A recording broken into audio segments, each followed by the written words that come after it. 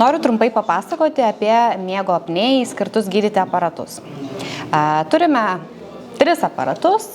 Tai yra miego apnėjai visi skirti gydyti aparatai. Skiriasi tuom, kad gali būti auto CPAP-as, tai automatinė funkcija turintis miego apnėjos aparatas.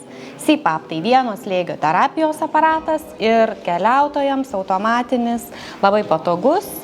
Nebūtinai keliautojams, visiems pacientams, bet tie, kas mėgsta keliauti, jie užima labai nedaug vietos lagamine. Tai CPAP terapija, kaip ir minėjau, yra vieno slėgio terapija. Nustatytą terapinį slėgį. Kaip pavyzdys 12 ir visą naktį 12 gražiai ir pučia. Tai yra CPAP prietaisas. Jisai turi paprastą kontūrą, tai yra nešildomas kontūras ir neturi drėkintuvo. Pati paprasčiausia komplektacija, bet miego apnėjai gydyti tikrai tinkamas aparatas. Automatinis aparatas, kuriame taip pat galima nustatyti ir CPAP terapiją, tai yra vieno slėgio terapija arba automatinė. Turi šildomą kontūrą, kuris išsitraukia tik paspaudus, būtinai turime paspausti ir tik tuomet ištraukiamas jisai, dėl to, kad jisai užsirakina, ar ne?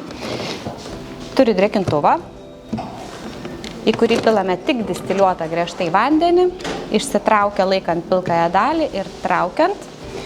Čia kišame pirštukus ir atidarome. Pilame distiliuotą vandenį iki nurodytos maksimalios ribos, uždarome ir įstatome atgal.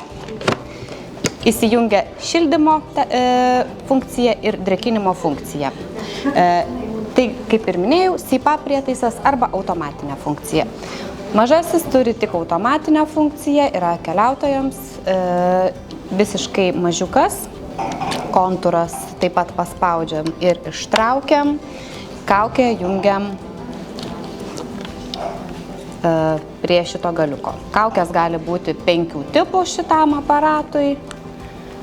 Ir drėkinimas čia yra per drėkinimo kapsulę. Į vidų čia statom drėkinimo kapsulę ir pritvirtinam.